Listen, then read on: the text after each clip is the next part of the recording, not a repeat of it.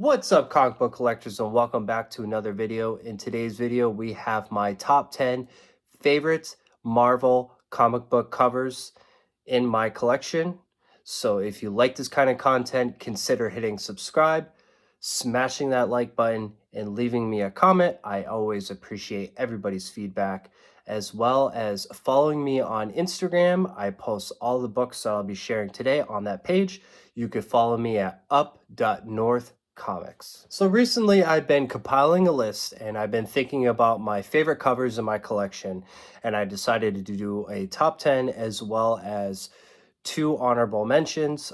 These are all books that have been either read or in the queue to be read. They were just mainly purchased due to the cover, so I figured I would share them here. There is some ones that are nostalgic from my past, so I will describe that as well. I'm not going to be going by story. I'm not going to be going by grade. I won't be going by values. It's just strictly the cover.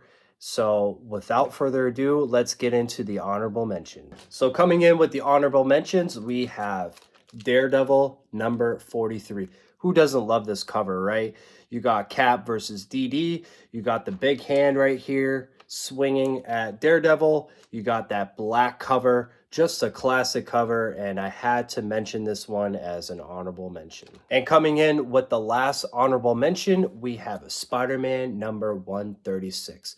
I really love this story, but I also really like the cover. I love the yellow cover. I love Spider-Man fighting the Green Goblin. You have Harry Osborn and Peter Parker down on the ground.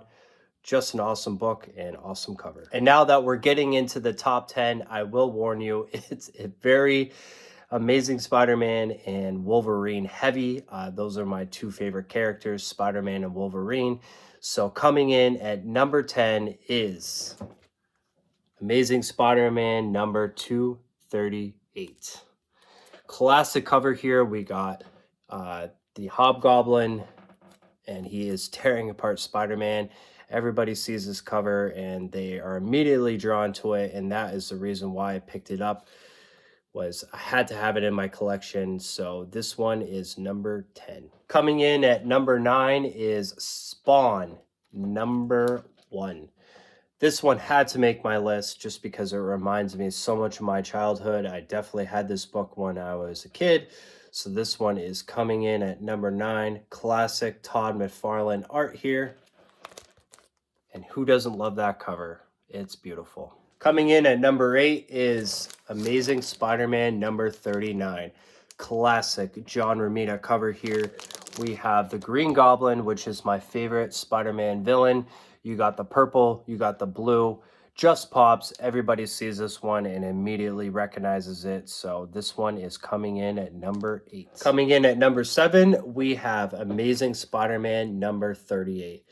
This one is a classic cover for many reasons. It is the last Steve Ditko issue. And then you got Spider-Man, of course, on the front.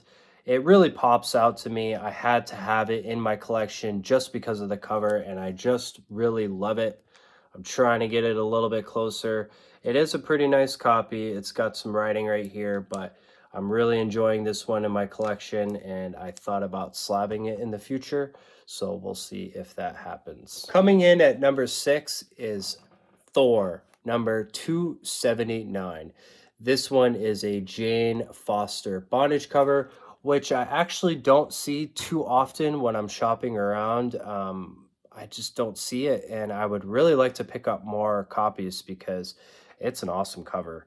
It's got a lot going on, but you got Jane Foster right there on the foreground, and it just pops out. It's really nice to add this one to the collection. All right, we made it to the top 5, so we're going to be getting into the heavy hitters. So coming in at number 5 is none other than Amazing Spider-Man number 50. Had to add this one to the list. Classic John Romita Sr. cover right here. Everybody knows this cover and can spot it a mile away. Just iconic. Spider-Man no more. You got Spider-Man's back right there. That red just pops out. Just sweetness. It's just an amazing cover, and I'm really happy to have it in my collection. Coming in at number 4 is Hulk number 340. This one is a fan favorite and also a favorite of mine because I'm a huge Wolverine fan. So this one had to make it top of the list. You have Wolverine right here. You got Hulk and his blades. What's not to love about this cover? You got the blue, the yellow, everything just pops. You see this one pretty much where you go everywhere, your comic book conventions or what have you. This one is just amazing and awesome art by McFarlane. Coming in at number 3, we have Amazing Spider-Man number 66. Classic John Romita cover. This one had to make it to the top of my list because I own multiple copies of this book just because of the cover. You got Mysterio, you got those really bright greens and the purple. It just pops, and anytime I see this book, I have to grab it if it's cheap enough just to add it because of the cover. So this one had to make it top of the list for that reason. Now we are narrowing it down to the final 2. So coming in at number 2 is Wolverine number 1. Early on in my collecting journey, I picked this book up and it was easily my favorite book. It is the first patch, which is my favorite form of Wolverine. I love the black cover and just all the bodies on the ground. You got Wolverine climbing on top. And I own multiple copies of this book just because of the cover. So whenever I see this book for cheap enough, I will definitely just pile on the copies just because of the cover. So coming in at number 2, had to add this book. And now my number 1 and favorite cover in my collection as of right now is Wolverine number 17.